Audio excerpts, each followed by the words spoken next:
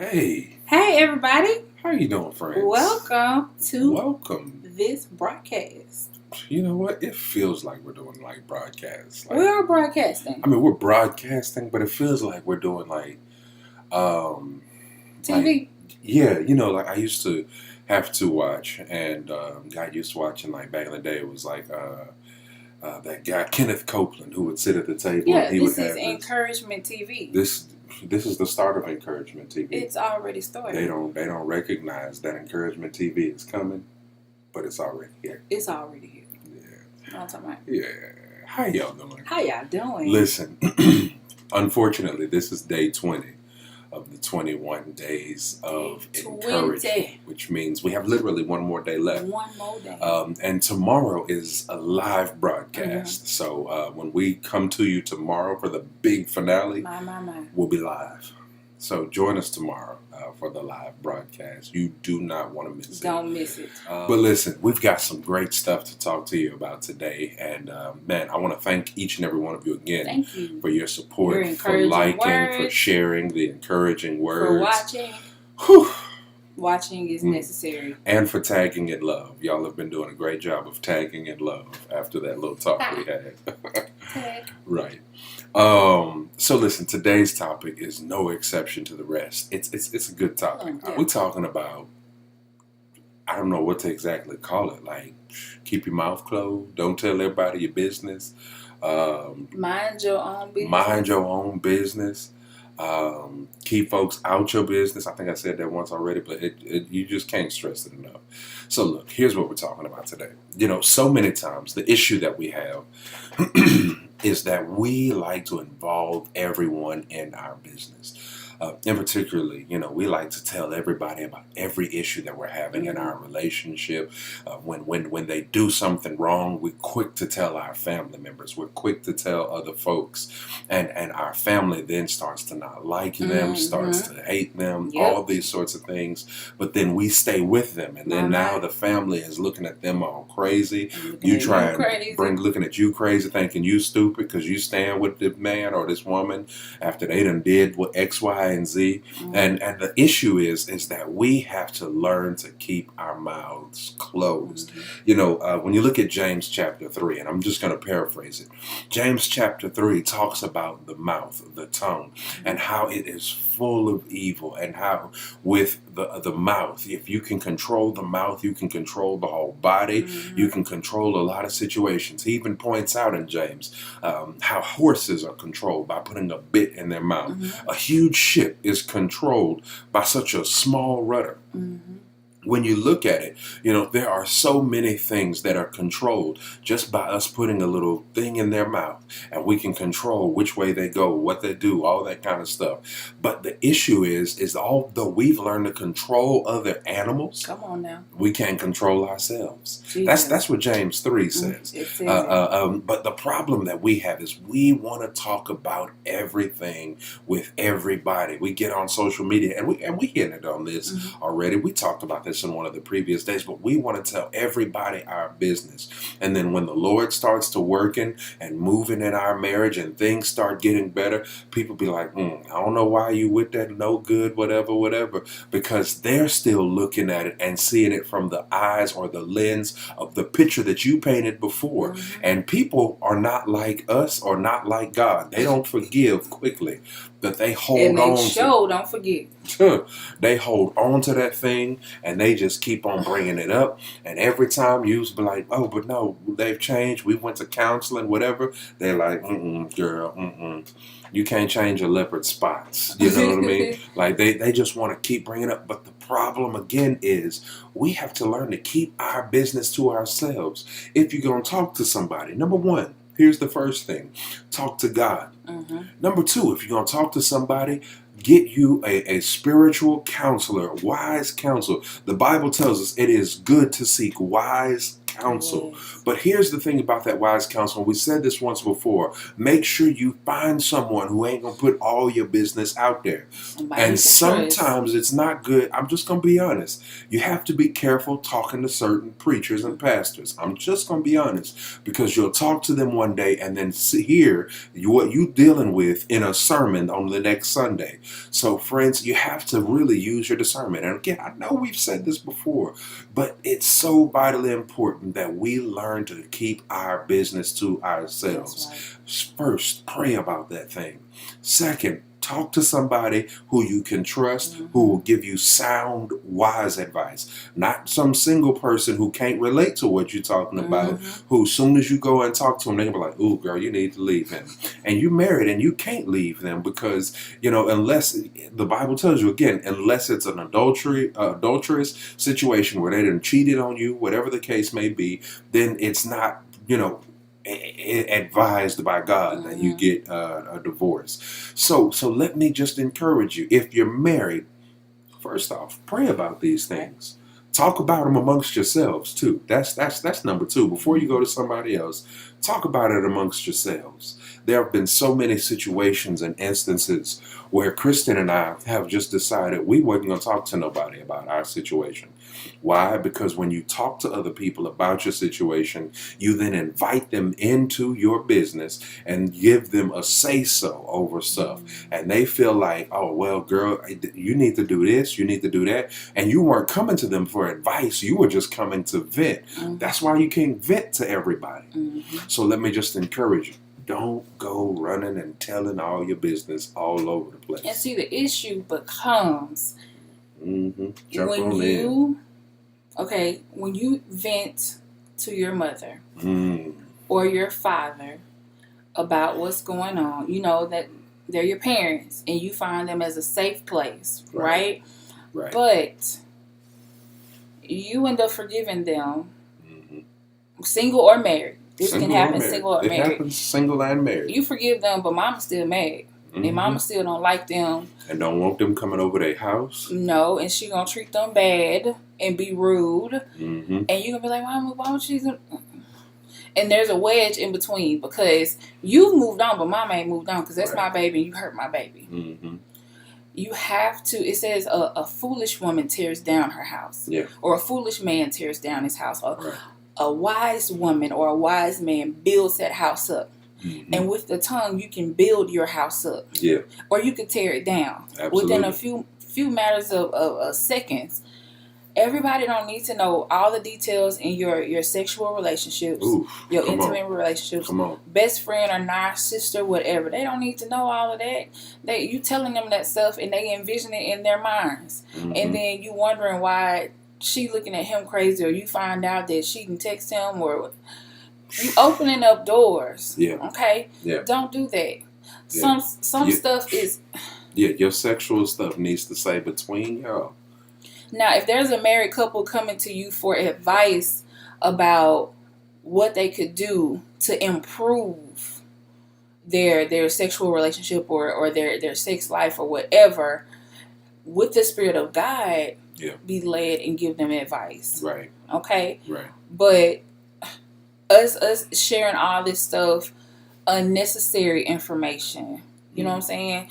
Stuff that they shouldn't, I'm just gonna be real, they shouldn't know what size your husband is. They shouldn't know what your wife's breasts look like. That's stuff that should be between you guys because it's sacred and you're entrusting each other with each other.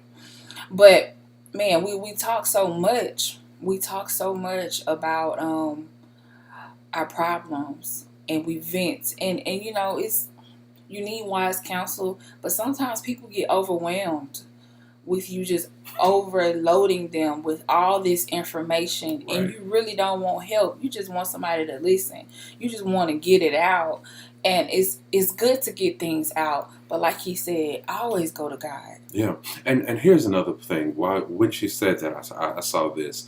Sometimes you may just need to get you a notebook or a journal. I was going to say that. You was going to say that? Yes. But girl, we mind molded. We mind molded. Get you a journal or a notebook or something. Write it down and just work your way through that thing. Process them thoughts. And all, go ahead, take it. And God will speak. Yeah. I've learned that a lot of situations and a lot of issues that we face was not necessarily for us, but it was for someone down the line in the future. Mm-hmm. We were working it out, so I would know how to learn to work it out, but it's for you guys. And I had to write that thing out and just go to the Lord and deal with it. And it's not always learn how to forgive. Learn how to forgive. Learn how to let go. We talk about things, but we hold on to them. Yeah. If you're going to vent, if you're going to have a discussion with your spouse, get to the root of the matter. Discuss your thought process. How did you get to this place? Discuss that with them, and let it go. Yeah. Let it go. And I see this. I see that there is several people, a couple of people out here who may just need to start a marriage blog. I see that. Write about some of the stuff that you deal with in your marriage, that you process, that you go through, but here's the other half of that. When people comment on your blog, don't take everything that they say in response as law or as what you need to do, whatever. But sometimes there are other people who are struggling with the things that you're struggling with, and your blog is going to be a way of you getting it out there.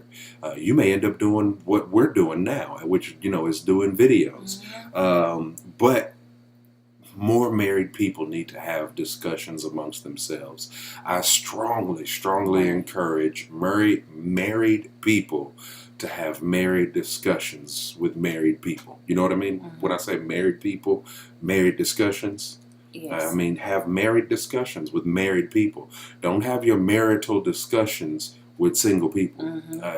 It's a realm that they are not equipped necessarily to always and handle. I've been in that place and deal with. And I understand, there's always the issue that single people, when their friends get married, they be like, well, they always abandon me. Well, that's just the way it is, because it's not everything I can talk to you about. Now, there are some things that my wife rather, or I can help a single man with. I can help a single man prepare for marriage by talking with him about married things. My wife can talk to a single woman and help her get ready for married life. And even help her in being single. Yeah. Even and help her in being single. And so there are times where we do need to talk with single people, but not to a degree in which we would talk with married people. There are some discussions that are only really appropriate for other married people. Right. So that's one thing that I heard. I'll say this: we're not saying that you should not. We're not saying that you should suffer in silence. Come on. Okay. Yeah. Mm-hmm. We're not saying that, because even with this series, we are who we are because people do not talk. People are not real and out in the open about what is happening in their marriage and what made their marriage successful. Yeah. We look at certain couples and say, man, how are they married 40, 50 years? And they tell you, oh, just pray, work it out. But they don't tell you that, oh, he cheated on me and I had to pray about it and I wanted to kill him and I took him back. And God delivered both of us. Right. They don't tell you, oh, he had a baby on me outside of marriage, or she had a baby on me outside of marriage and I took her back and I still loved her through that thing. Or maybe I don't even know that she had a baby outside of marriage. I'm still married to her. Right. Yeah, I mean, it's just that kind of stuff that happens and we're not real about it. Yeah. And people are thinking that their marriage has to be perfect. Right. And since it's not perfect, they rather get a divorce. And they don't talk about those things that could be easily encouraged and easily corrected. Right. We're not saying that when times get tough, you shouldn't have somebody, a listening ear to talk to. Right. We're saying that there's certain things, you know when you're talking too much. Mm-hmm. Mm-hmm. Every time, let's say James makes me mad, I don't need to get on the phone and text somebody and say, oh girl, he getting on my nerves. Right. He done did this and this. He Right. don't ever. That's unnecessary. Yeah. That's unnecessary because not only are you tearing down your house, but she's looking at you crazy because you still with him. Right. And she's looking at him crazy, and he's discredited with whatever he says because she's remembering what he has done that you Right. supposedly said over over the phone or a text message. Right. That's what we're saying. Yeah, definitely. If you are dealing with something, I want to encourage you. Don't suffer in silence. Right. I'll be honest and I'll be transparent about this moment and say, there was a period in a time where I really was struggling with some pornography in our marriage. And I had to reach out and call another brother, a married friend of mine actually, who walked with me through the thing, who prayed with me through it. And I appreciate him for that because of the conversations and the prayers that I had with him. And again, he's a married man. He was able to help me as a young married man because he's been married, a few more years than we have, or than I have, and he was able to help me through that, coach me through it. But the thing is I didn't go all on social media and put all my business out or call all of my homeboys. Look, y'all pray for me that I'm really struggling right now. I just don't know. And then you have people all asking me all kind of questions, inboxing me. You all right? They just want to know your business. Yeah, how can I pray for you? They just know. Listen, they ain't praying. If you're struggling, know that there are people who you can talk to. You can email us at 21daysof-encouragement at gmail.com, and we will keep everything that we talk about confidential. We will talk with you. We will pray for you. We will help you however we can, whatever we can do to help you. You don't even have to tell us exactly what it is. Not at all. When we pray, God's going to reveal it. And the Spirit knows what you need prayer for. Absolutely. And even if God reveals it, if he says say something about it, we will. If not, glory to God. You got prayed for, and your family and your marriage will be delivered. You'll be delivered. Yeah, listen. I mean, this is something that's so real upon us, and it's a heavy burden upon us because it bothers me a lot of times when I jump on social media and I see couples bashing each other because of whatever, or when we talk with a friend who is in a married situation and they may be bashing the husband, or the wife the husband may be bashing the wife, and anytime that we see that, or anytime that happens, or that you witness that, even what you see happening there is they are slowly but surely tearing apart their marriage. Slowly but surely they are breaking down their relationships. And what it does, and I want to talk about this because it's an issue that I think needs to be mentioned. What it does is a lot of times is it causes a wedge of distrust to be drawn. A line of untrust or distrust to be drawn right there, because now you remembering those things. You have friends who are constantly bringing up those things because you didn't told them about it. And so when you start to see little hints of something, you be like, Or when your friends see that he doing something that you didn't talk to them about, they start whispering in your ear. And then now all of a sudden you thinking like, maybe he is. Maybe I missed it. Maybe I'm just see. You start to draw that wedge between the two of you, and more it will unravel the fabric of your marriage. This is what a single person will tell you to do. A single person will have you trying to make your husband jealous. A single person will have you trying to make him suffer for what he did. A single person will tell you to give him the silent treatment. That does not work. That is not fruitful. That is tearing down your house and not building it up. A single person is single for a reason, and you are married for a reason. Your husband or your wife married you for a reason. So therefore, you need to honor that reason, cover that reason. It is hard not to call somebody and talk to them about something that is really irking you at that moment and getting on your nerves. I've been there. But at the same time, I've prayed about it. But that was just a time where I needed to work it out with him. That was a time where I needed to cool off or let God just speak to me, and we talk about it. Talk. Yeah. We talk too much to the wrong person. Right. Talk to the person you got to live with. Yeah, and that's the thing. You got to do life with. We said this the other day, and I have to reiterate it because it's something that if we don't continue to cover it and really put emphasis on it, it's so easy to miss. But we need to do a better job of communicating. Right. In our marriages, we have to do a better job of communicating with each other. If me and Kristen are not on the same page, then everything goes off whack. The ministry goes off course. Finances go off course because I'm thinking one thing's happening, she's thinking another thing's happening. In the end, nothing's happening because we're not communicating. Mm-hmm. Communication is paramount. Yes. I mean, I cannot stress that enough. Even in hard times, y'all need to communicate. Yes. That's when you need to communicate the most. In good times, still communicate. Mm-hmm. Communicate. And I'm going to say it again. Communicate at the right times. Mm-hmm. I know I keep saying that every other day when we do one of these videos, but communication is key, especially when you're married or when you're.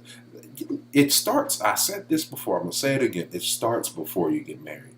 If you build the foundation of doing it when you're dating. Mm-hmm.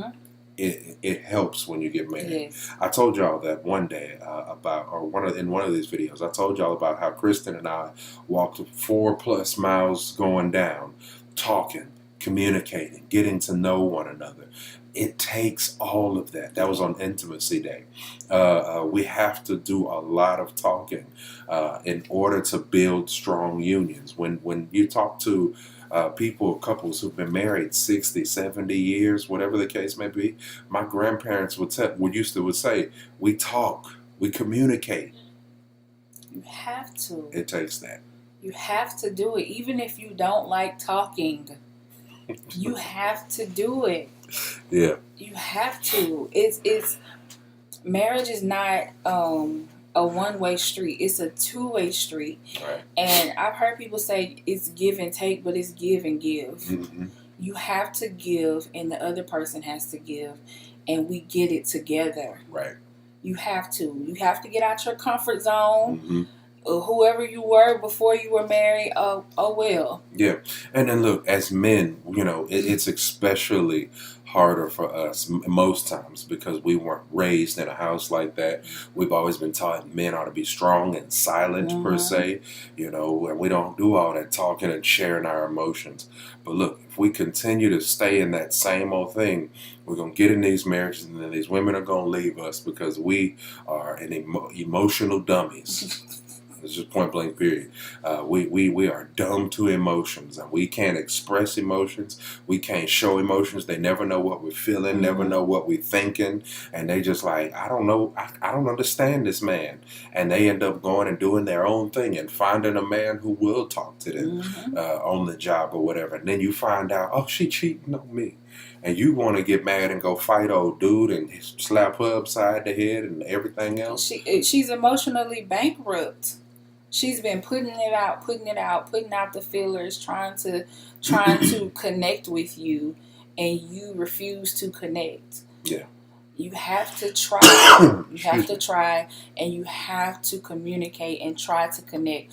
Women, they always say women are emotional, but we were both made from the same God in His image, and He gave us both emotions. Yeah. And I come from you, so that means you're more emotional than I am. Come on, somebody. Okay. So therefore, you need to unlock your emotions, your emotional self, your feeling self, and not be a robot. Yeah. And connect with your spouse. Listen, she talks about, she said just now, that we are more emotional at times. It's true, but here's the thing, right? Here's where it comes from us. Mm-hmm. This is where we've learned not to communicate. In the Bible, it talks about, I think when I say it's in like 1 John, how Adam was not deceived, right? But it says that Adam bit the fruit willingly, knowingly. He wasn't deceived by the deceiver, but there was a battle. this is what I see when I see that scripture. For Adam was not deceived, but the woman ate first, and then Adam partook. What I see in that is that there was an emotional battle going on within Adam. And what happened is Adam ended up saying, look, I'm stuck in this place where the woman has now taken part of this forbidden fruit. And now, if I don't take part of it, then we're separated. Exactly. And see, there was no conveying of these emotions. It was just, I don't want to lose her. She's all I got. So let me join her where she is. Now, again, none of the emotions were really caught up in that. With the woman, it was more the serpent had to rationalize things, had to talk her through it. For the man, it was just a matter of, look, these are where my heart's with her, and I want to be with her where she is, even if it means being away from God, even if it means I gotta die. We're gonna die together, right? But so she's correct in that, in saying that we have a lot of emotions. But again, a lot of times our emotions are not conveyed. They are not expressed openly or publicly. But we have to do a better job of expressing and saying, look, this is where I am. This is what I'm dealing with. And if you can't be vulnerable with your spouse, who else are you going to be vulnerable? First, if you can't be vulnerable with God, how can you be vulnerable with anyone else? Yeah. You have to be able to be vulnerable with God and say, look, God, this is where I am. I'm struggling. I'm struggling with pornography. I'm struggling with looking at women. I'm struggling with this job. It ain't paying me enough money. Be real with God. Get the tears out. Get the emotion out. He made us emotional. You can be angry and sin not. And when it says be angry and sin not, be angry and don't go kill nobody. Okay? Or it's more than just killing, right? Being angry. I'm just saying, let's not just. Right. I know what you're saying, but But I'm saying he created those emotions for a reason, and we have to get to a place where we allow our emotions to come out, but we don't allow our emotions to control us. Yeah. It's okay to feel. Yeah. And it's okay to be vulnerable with God. Yeah. And allow him to just cleanse us and purge us of those feelings that we're having in that moment. Absolutely. And in that place, you can be more vulnerable with your spouse because you don't feel like you got to be all tough. We as women, we do the same thing. Yeah. I've seen so many people apologize for crying. Yeah. Oh, yeah. Yeah. Why are you apologizing? Yeah. He made us cry for a reason. Right. It's a release of whatever's going on the inside of you. And some people cry more than others. And they get cry bashed or cry shamed, or tear shamed. And that's not right either. But if you are a crier, if you feel something, you are feeling for a reason. Yeah. He put that in you for a reason. And don't ever suppress that because it makes someone else uncomfortable. Yeah. You be you. Yeah, absolutely. And watch God move through you. Yeah. And I want to say this, I'm wearing this shirt in particular today, this Superman shirt for a very particular reason in this video. Oftentimes we talk about the strength of Superman, this, that, and the other. But don't forget that Superman is also Clark Kent. Batman also gets to be Bruce Wayne. Say that. The Flash gets to go home and be Barry Allen. Yeah. Every superhero has his alter ego or his real identity that can be vulnerable, that can be sensitive. We all have our superhero persona that we put on, but underneath all of that, at the end of the day, when everybody's been saved and all of that, we still have to be Clark Kent's. We still got to be Bruce Wayne's. And as much money as Bruce Wayne gets or has, let's look at that. He's lonely sometimes. He never, has a stable woman. He had to go and adopt a child, all these sorts of things. He relives the pain of losing his parents quite frequently. We all have our vulnerable side. So don't think that you always have to be the superhero. Right. It has to be a balance. There's a balance. And just for the record, that is copywritten. No, that's going to be in my... that's from Man to Man. That's Man to Man Conference. It's also going to be in my third or fourth book, one of those books that I'm writing. So 1 trillionth book.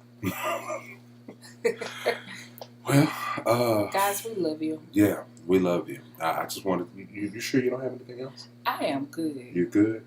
Yes. Okay. Listen, let's close out by saying this. Don't tell everybody your business. Talk with your spouse. Pray. Seek wise counsel. Mm-hmm. And then at the end of it all, write it out. Write it out. Write it out. Get it out. Don't hold everything inside. You know, I was joking with my nieces earlier today. One of them called me on the phone. They were trying to find us while we were in the mall. And she said, "Where are you?" And I said, "Look, I'm closed up in a glass box of emotions. I'm lost." She's like, "Well, if it's glass, you can see your way out." So listen, just understand that sometimes we are in a glass box of emotions. But if it's glass, know that you can always see your way out.